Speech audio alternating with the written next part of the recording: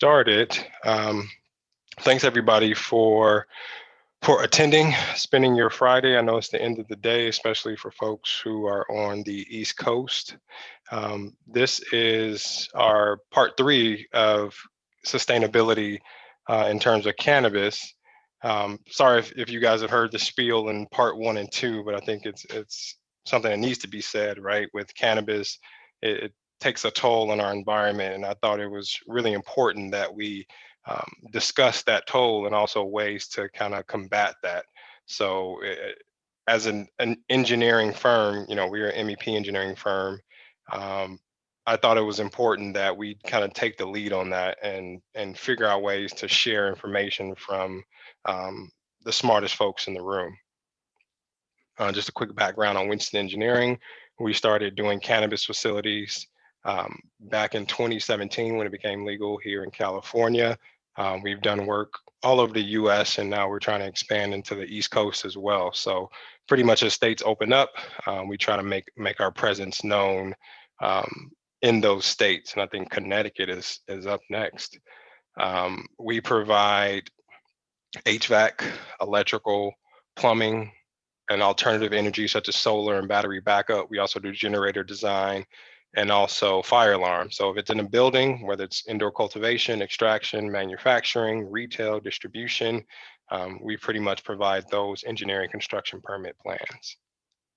Now for today, we have Kaitlin Urso with the Colorado Small Business Assistance Program. She is an environmental consultant, and she will be discussing the environmental impacts of cannabis and ways you guys can save money by becoming sustainable.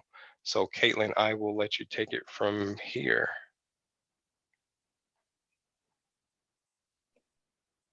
One second to share my screen.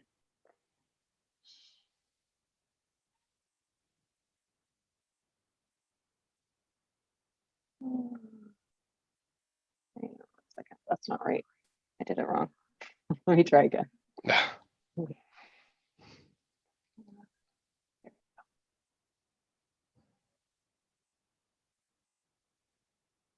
All right, you should be able to see it now.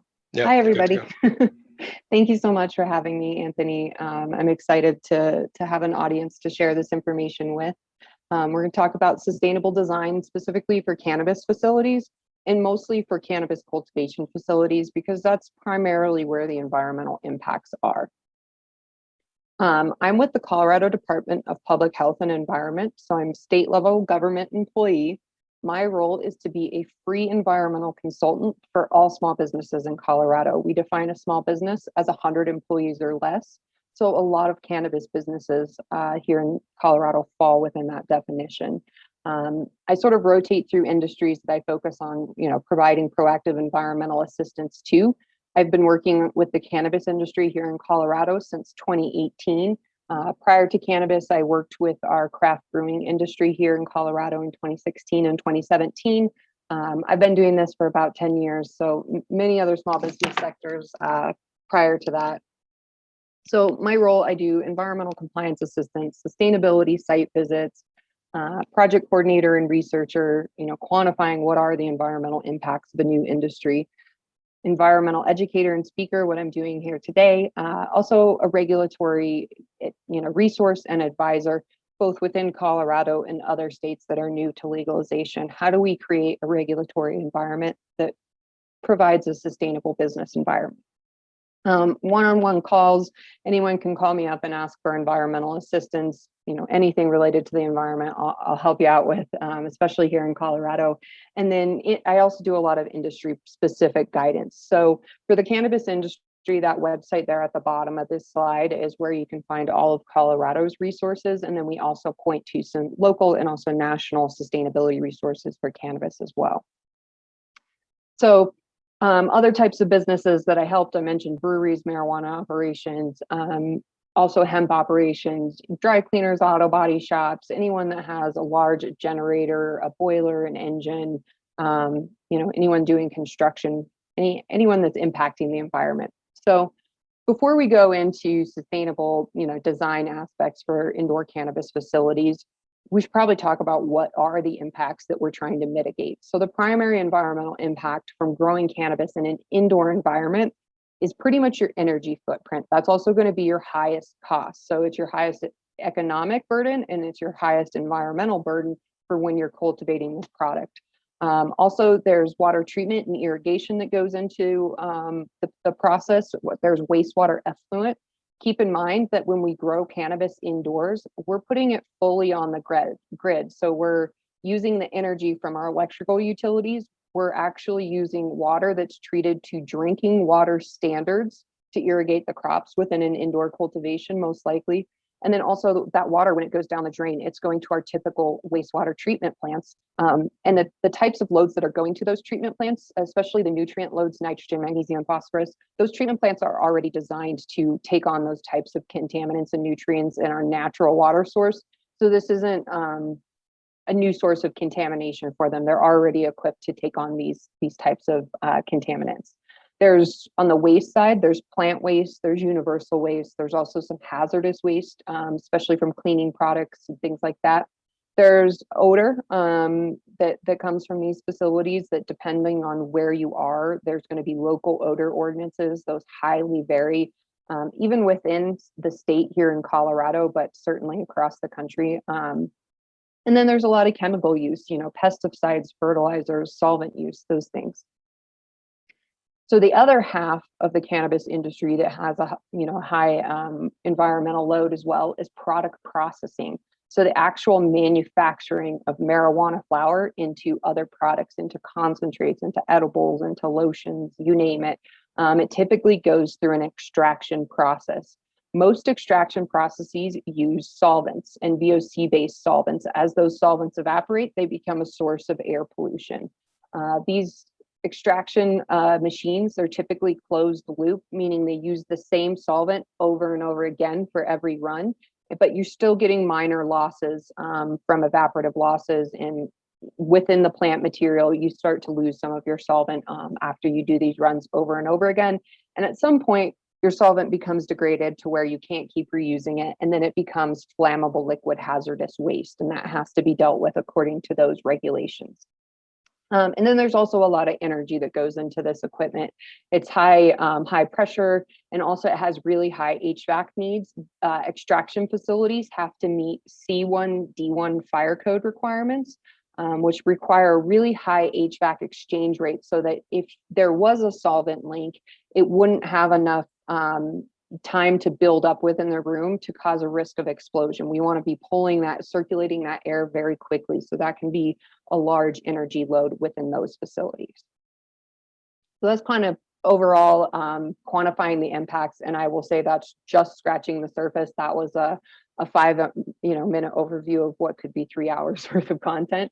But we'll move on. So what makes a project sustainable? This is true for any industry, not just cannabis. When we talk about sustainable, we're not just talking about good for the environment projects. We're talking holistically overall good for the longevity of your business.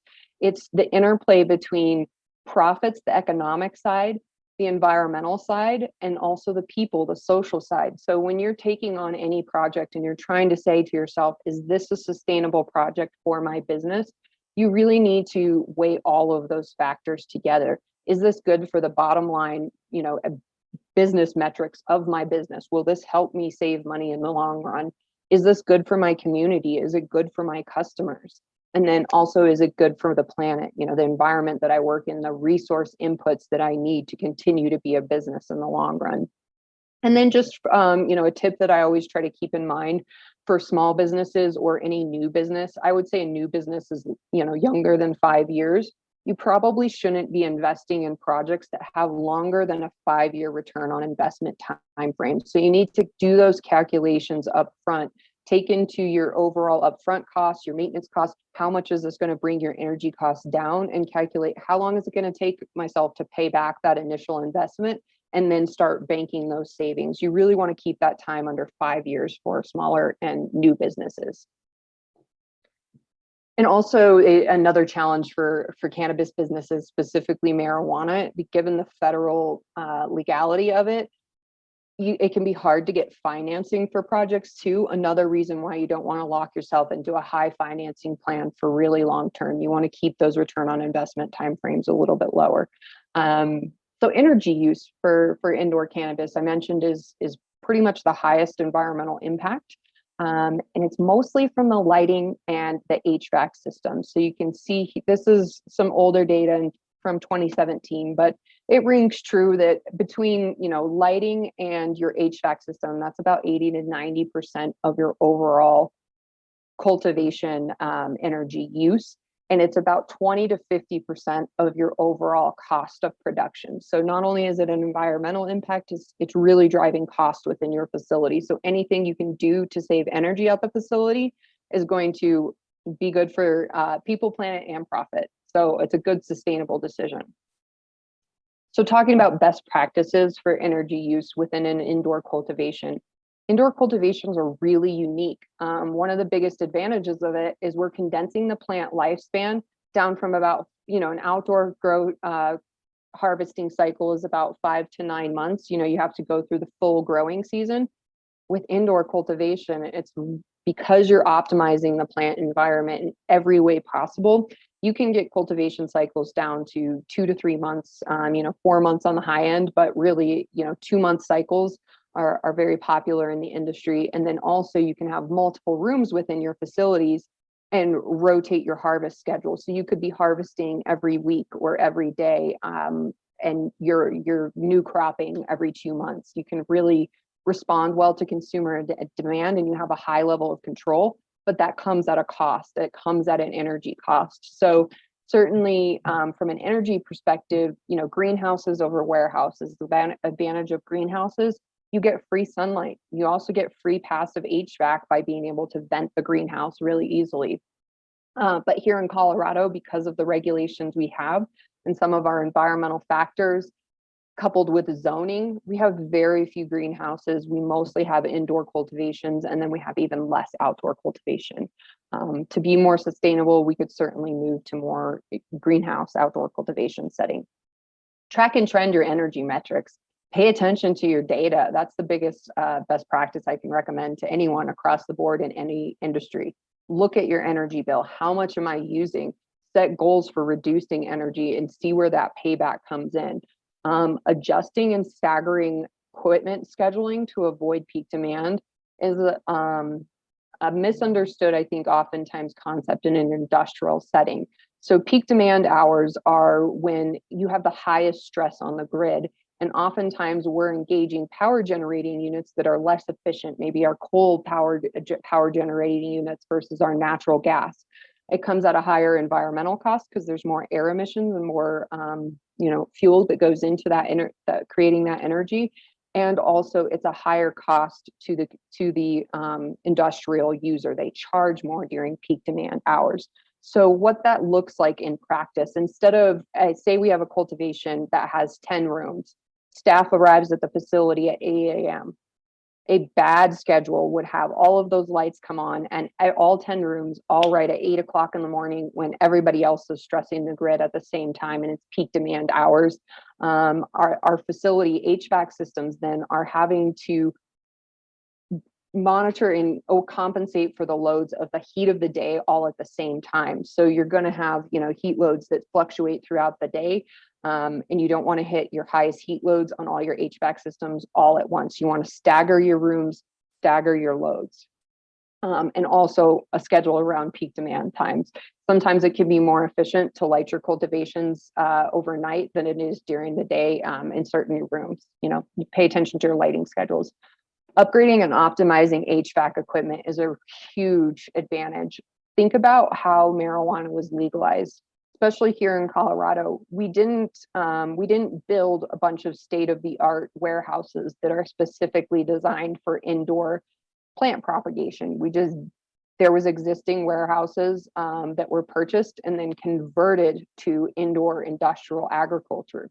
A lot of times they had existing HVAC systems that were designed for human comfort, for people working in like a t-shirt factory or a pickle factory, something like that, not having these really intense lights that have a really high heat load